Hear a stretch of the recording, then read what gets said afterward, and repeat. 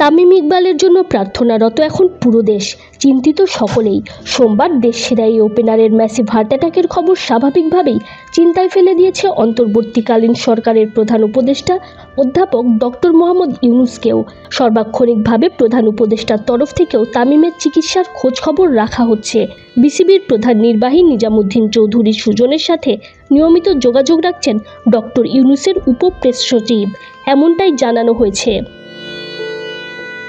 তামিমের অসুস্থতার খবরে সোমবার প্রধান উপদেষ্টার অফিসিয়াল ফেসবুক থেকে একটা বিজ্ঞপ্তি প্রকাশ করা হয়েছে, যেখানে বলা হয়, প্রধান উপদেষ্টা অধ্যাপক মোহাম্মদ ইউনূস সোমবার বিকেএসপিতে খেলা চলাকালীন হৃদরোগে আক্রান্ত হয়ে জাতীয় দলের প্রাক্তন অধিনায়ক তামিম ইকবালের স্বাস্থ্যের খোঁজখবর নেন।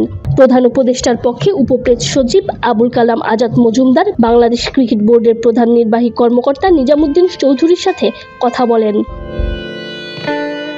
সেই বিজ্ঞপ্তিতে আরও জানানো হয়েছে, নিজামুদ্দিন জানান যে হৃদরোগে আক্রান্ত হওয়ার পর তামিমকে দ্রুতই নিকটবর্তী হাসপাতালে নিয়ে যাওয়া হয় এবং ক্রিকেট আইকনের স্বাস্থ্যের অবস্থা জানতে তাৎক্ষণিকভাবে একটা এনজিওগ্রাম করা হয়। নিজামুদ্দিন বলেন যে বিসিবি তামিমের চিকিৎসার জন্য নিয়মিত যোগাযোগ রাখছেন এবং তার চিকিৎসার জন্য প্রয়োজনীয় যে কোনো রকম সহায়তা দিতে প্রস্তুত। তারা তামিম ইকবালের স্বাস্থ্যের অবস্থা সম্পর্কে নিয়মিত প্রধান উপদেষ্টাকে অবহিত করবেন।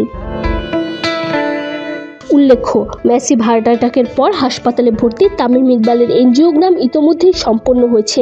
পরীক্ষায় তামিমের হার্টে ব্লক পাওয়ায় এর মধ্যে হার্টে রিং পরানোও হয়েছে। অবস্থা খানিকটা উন্নত হলেও এখনও শঙ্কামুক্ত বলার উপায় নাই। Tanjim Oishi, BD Cric time.